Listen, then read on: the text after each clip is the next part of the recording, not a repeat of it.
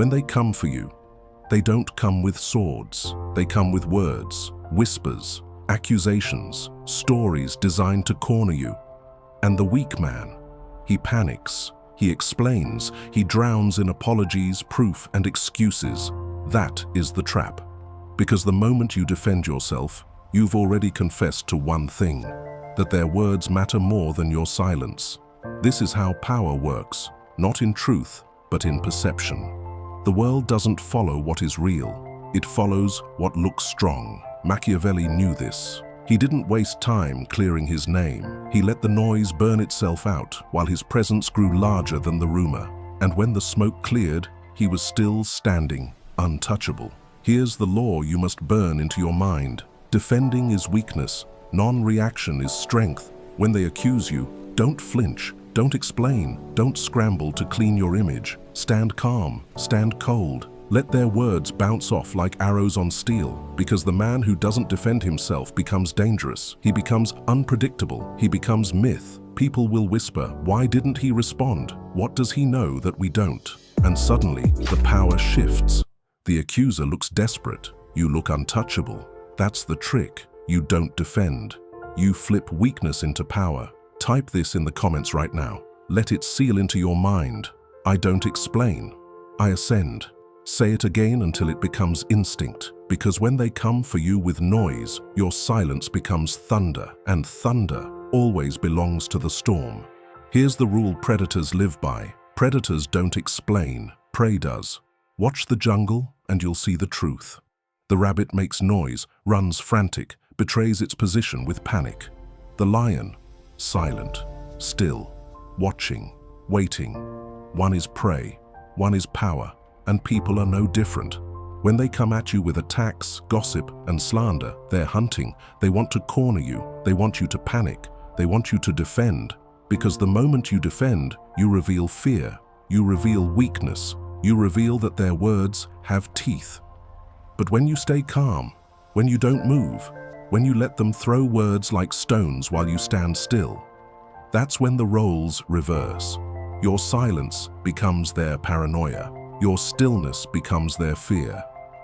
And suddenly the hunter starts doubting himself. This is the predator's rule. Never defend, never flinch, never react like prey. Hold your ground with cold poise. Because the predator doesn't waste energy proving he is strong. The predator doesn't beg the jungle to recognize him. The predator is strength, and strength does not explain itself. Machiavelli understood this psychology. He knew silence and presence are more terrifying than noise. He knew the most feared man in the room is the one who doesn't justify, doesn't complain, doesn't break his stare. That man radiates danger. That man is untouchable. That man is you. So here's the phrase to carve into your mind, and type it in the comments right now. I don't move like prey, I rule like a predator. Repeat it until it feels like bone. Because the world doesn't respect noise. The world respects the one who doesn't flinch under attack. The one who stands calm, cold, and unreadable, while everyone else reveals their fear. Here's the truth nobody told you. Your weakness isn't the end. It's the beginning. When they attack, they believe they've cornered you. They think they've found your soft spot, your vulnerability, the crack in your armor. They expect you to panic, to explain, to collapse under the weight of exposure. But what if you didn't? What if instead of defending, you flipped it? That's Machiavelli's hidden trick. Turn every attack into leverage. Turn every accusation into evidence of your rise. Think about it.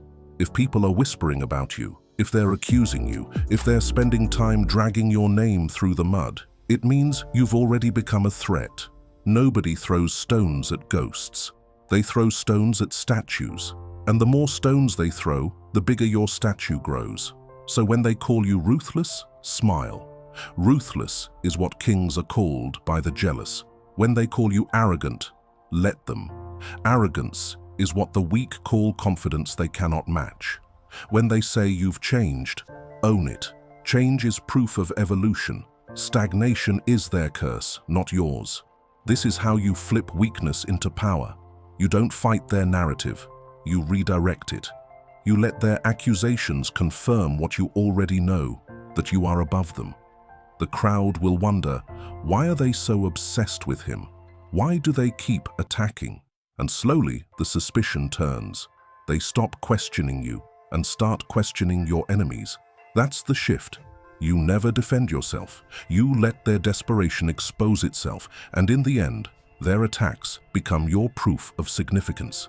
Machiavelli would say, accusations are fire, the weak burn, the powerful forge weapons from the flames. So let them attack, let them throw mud, let them point fingers, because while they waste their energy, you turn their noise into fuel.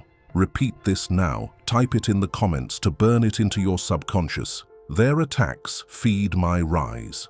Say it cold, say it until you feel it, because weakness doesn't destroy you, it crowns you. And every accusation, every insult, every attempt to drag you down is just another sign that you are rising. Here's a lesson most people never learn until it's too late. Truth doesn't matter. Perception does. The weak cling to truth like a shield, thinking it will protect them.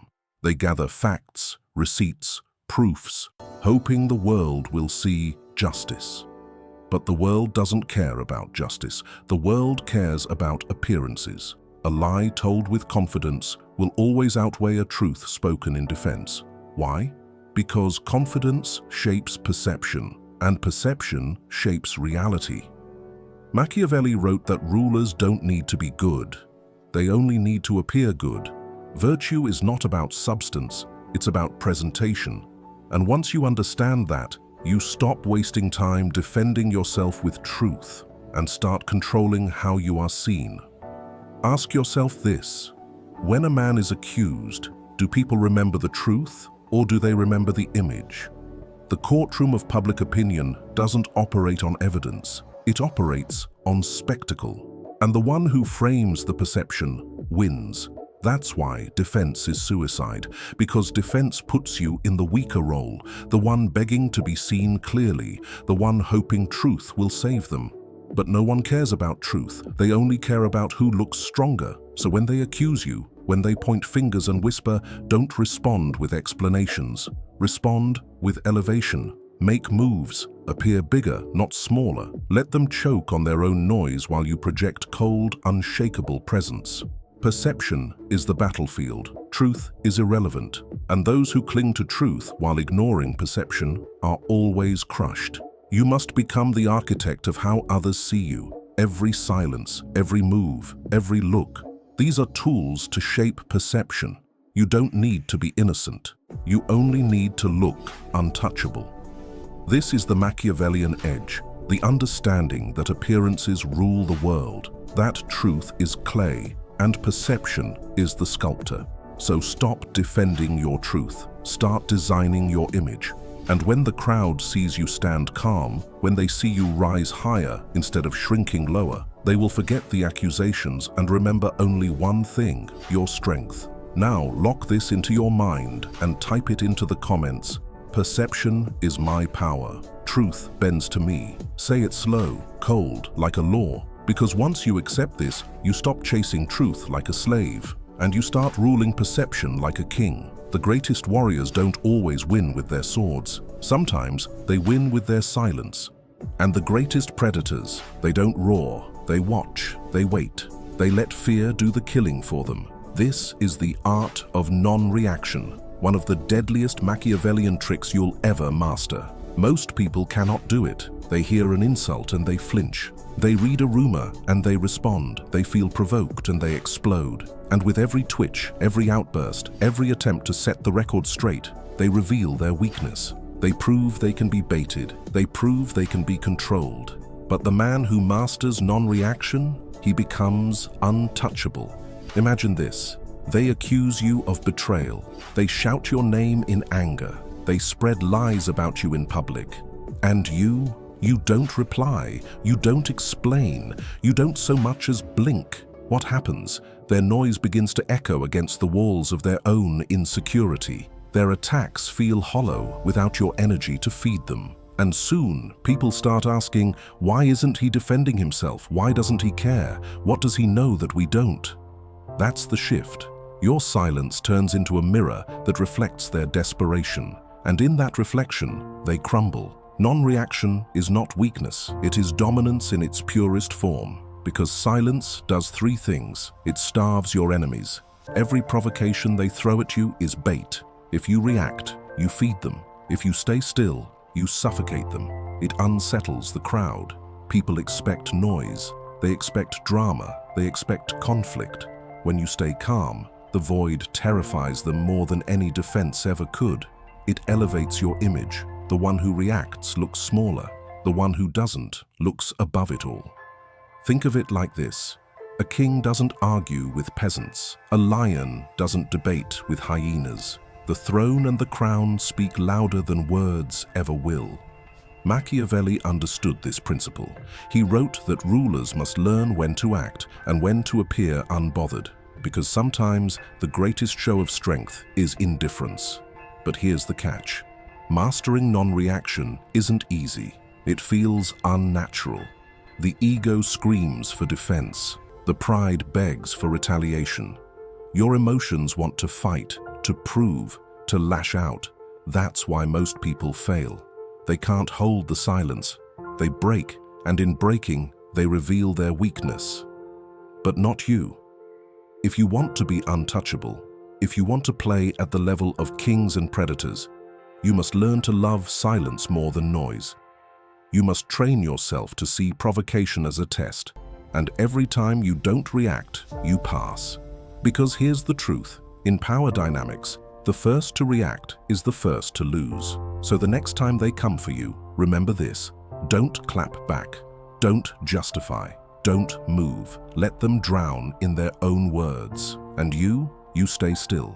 You stay silent. You stay untouchable. Right now, carve this into your mind and type it in the comments. My silence is my power. My calm is my weapon. Say it until you believe it. Say it until it burns inside you. Say it until silence feels louder than any defense ever could. Because once you master non-reaction, you will no longer be at the mercy of the world. You will no longer be a puppet for your enemies. You will no longer be dragged into games that don't deserve your presence. You will be above it, cold, still, dangerous, the one they can't provoke, the one they can't predict, the one they can't touch. And that is the essence of power. The greatest weapon in power isn't the sword. It isn't the army. It isn't even wealth. It's mystery. Understand this. What people can predict, they can control. What they can see, they can attack. What they can define, they can destroy. But what they cannot read, what they cannot explain, what they cannot reach, they fear, they obsess, they respect. That is why the man of mystery is untouchable. Think about the people who hold your attention the longest. They're not the loud ones, shouting every detail of their life. They're not the predictable ones, always explaining, always showing their cards. The ones who haunt your mind are the ones you can't quite figure out. The ones who smile when accused. The ones who vanish just when the drama starts. The ones who leave every room with unanswered questions hanging in the air. Mystery is a form of psychological warfare. When you don't explain yourself, you force others to explain you for you. When you don't reveal your plans, you make the world waste energy guessing what your next move will be. When you never fully show who you are, you become larger than life. Not just a man, but a story. And stories are harder to kill than people. This is why Machiavelli wrote that rulers must master appearances. He knew that to appear predictable was to become vulnerable, but to appear shrouded, ambiguous, unreadable, that was to gain power beyond the reach of logic. Mystery creates paranoia. Paranoia breeds caution, and caution gives you control. Picture this. Your enemy spreads a rumor. They expect you to respond, to clarify, to defend, but you say nothing. You leave a smirk, a silence, a shadow. Now the rumor doesn't hurt you. It multiplies your legend. People whisper, maybe it's true, maybe it's not. Either way, why doesn't he care? And just like that, you've flipped accusation into aura. You've turned weakness into an atmosphere of dominance. Mystery also changes how the crowd sees you. The masses are addicted to certainty. They want everything explained, simplified, easy to digest. But when you refuse to give them that, you become magnetic. You become the black hole that pulls their attention. Because people chase what they don't understand. Never give them the full picture. Never show them all your cards. Never hand them the privilege of fully knowing you. Instead, master the art of controlled revelation. Show just enough to intrigue. Hold back enough to confuse. Leave every conversation with something unsaid. That is how you make people orbit you like planets around the sun. Not because they understand you, but because they can't. This is why mystery is deadlier than weapons. Weapons can be countered. Mystery cannot. Now etch this into your mind and type it into the comments to claim it. I am not to be understood. I am to be feared. Say it until it feels like armor. Because when they can't predict you, they can't control you. And when they can't control you, you own the game.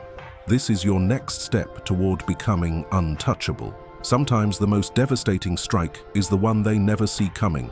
Not a roar, not a scream, not even a sword, but a quiet, invisible move that changes everything while you stand still. This is the shadow counterattack. Understand this. Your enemies expect noise. They expect you to fight back, to argue, to wrestle with them in the mud. They're prepared for battle, for chaos, for a visible war. But what they're never prepared for is silence paired with results. When you refuse to react publicly, yet continue to rise privately, you create a paradox in their minds. They said you were finished, yet here you are, thriving. They said you were weak, yet your power grows. They said you were irrelevant, yet your name spreads louder than ever. This isn't defense. This isn't revenge in the childish sense. This is domination.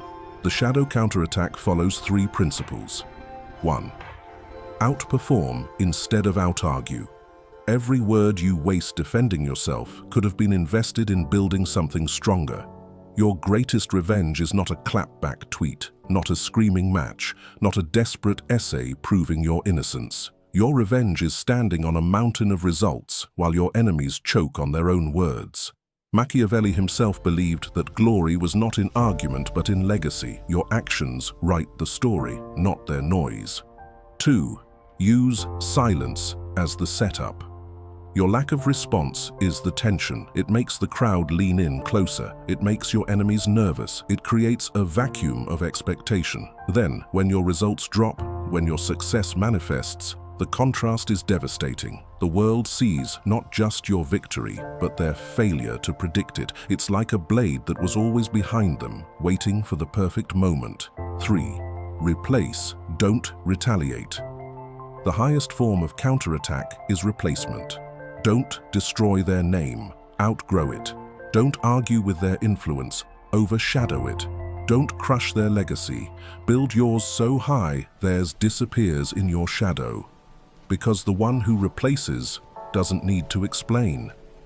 Think of it like this. Your enemy is shouting from the ground, slinging mud. You don't shout back, you don't crawl down, you don't even glance at them. You keep climbing, and when you reach the top, the entire crowd forgets the one who screamed, because all eyes are on the one who ascended. That is the shadow counterattack. Invisible, silent, brutal. They will watch in horror as you continue to grow while ignoring them. They will taste the bitterness of irrelevance as your silence erases their voice. And the irony? You never even had to touch them. So here's the phrase you must tattoo into your mind and drop it in the comments to burn it into your subconscious. I do not retaliate. I replace. Say it until it feels like steel. Because the real masters of power don't fight with noise, they fight with inevitability. And you are becoming inevitable. N power, you must wear 2 faces, the one they see and the one they never will. Because here's the Machiavellian law. In public, you forgive. In private, you plan. When your enemies strike you, the crowd watches your reaction. If you rage, you look weak. If you defend, you look desperate. If you show bitterness, you look broken. But if you smile, if you appear calm, collected, gracious, the crowd begins to wonder, maybe he wasn't hurt, maybe he's stronger than we thought. That's public power, the ability to show control, to look unshaken, to radiate superiority while others scream like peasants. But behind the curtain, that's where the real game is played. You never forget. You never truly forgive. You study, you strategize, you wait, because revenge, in its rawest form, is not an outburst. It's architecture. It's the slow design of a downfall, built brick by brick, while the world believes you've moved on. Machiavelli would call this the balance of mask and dagger. The mask you wear for the world, the dagger you sharpen in silence. This duality gives you two weapons. One, public calm, appear gracious, appear forgiving, appear above it all. Not because you care about morality, but because perception demands it. People respect composure. They worship those who don't look rattled by petty attacks. The crowd will whisper, "He doesn't even respond. He must be on another level." And in that whisper, you gain power. 2. Private strategy. While they think you've forgotten, you're writing names. While they think you've moved on, you're mapping weaknesses. While they think you've forgiven, you're preparing the blade. Because true revenge is not throwing fire, it's pulling strings. You don't scorch their house. You make sure no one buys from them again. You don't shout their secrets. You make sure doors close quietly in their face. You don't scream their downfall. You watch them crumble as you smile. That's power, not the tantrum of retaliation, the patience of replacement. And here's the irony. The more calm you appear in public, the less they expect what's coming. They laugh, thinking you've let it go. They underestimate you, and that underestimation is the noose they tie around their own neck. By the time you move, by the time you execute, by the time your strategy unfolds, they won't even know it was you. They'll simply vanish beneath the weight of your rise. So here's the phrase you need to breathe like air. Type it into the comments right now. I forgive in public. I avenge in silence. Repeat it until it's etched in your bones. Because in this world, the one who shows too much loses. The one who hides enough wins. Be the calm face in the crowd. Be the storm behind the curtain, and never confuse the two. Because power is not in reacting. Power is in controlling the stage and writing the script they never see coming. Every move until now has been about surviving attacks, but survival is not the end game. The true goal is untouchability. Think about it. Most men spend their lives reacting. They defend, they explain, they fight, they beg. They live on their knees, chained by the opinions of others. But there exists another level, a level where attacks no longer matter, a level where your presence is so unshakable, so far above the noise that you stop playing defense altogether. That is what it means to become untouchable. First, stop playing their game. When you are untouchable, you no longer respond to lies, rumors, accusations. They become background noise, like dogs barking at thunder. The storm doesn't turn around to explain itself. It simply moves forward, destroying or nourishing whatever lies in its path. This is the first law of untouchability. You do not descend. When peasants throw stones, the king doesn't step off the throne to wrestle in the mud. He stays seated. He lets the crown speak for him. 2. Build presence greater than attack. Weak men crumble because their identity is fragile. A single rumor can break them. A single insult can reduce them to begging. But when you cultivate yourself into something larger, when your skills, your results, your aura tower above the whispers, attacks lose their force. They bounce off because you are too big to be moved by small hands. This is why Machiavelli said appearances matter more than truth. If you appear untouchable, you are untouchable. And once perception solidifies, no amount of noise can erase it. Third, transform attacks into elevation. When you are untouchable, every attack becomes confirmation of your rise. If they accuse you, it's because you matter. If they lie about you, it's because they fear you. The crowd begins to see a pattern. Why is everyone obsessed with him? Why do they keep trying to bring him down? And just like that, the narrative shifts. Your enemies make you famous. Their hate fuels your myth. 4. Become a myth, not a man. The untouchable man stops being just flesh and blood. He becomes a symbol, a story, a force. You're no longer John or Ali or David. You're the one who never breaks, the one who never explains, the one who moves forward regardless of storm, slander, or sabotage. Enemies can attack men, but myths outlive them. To become untouchable is to transcend, to rise above the battlefield, watching calmly as others fight in the mud, to know that no matter what is said, whispered or screamed, you cannot be shaken. This is the pinnacle of power.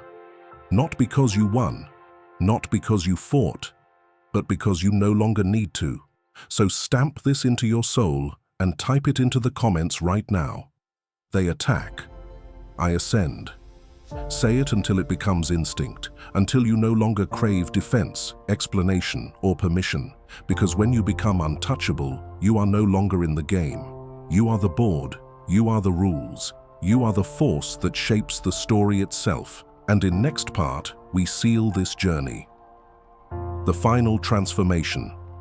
Becoming fireproof.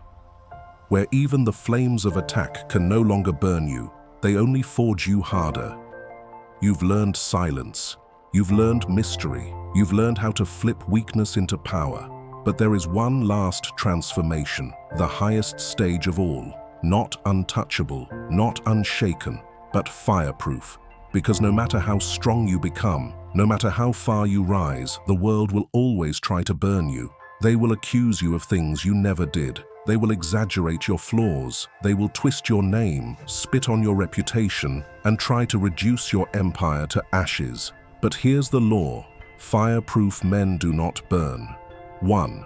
Fire doesn't destroy you. It refines you. Think of steel. It is useless in its raw form, weak, bendable, breakable.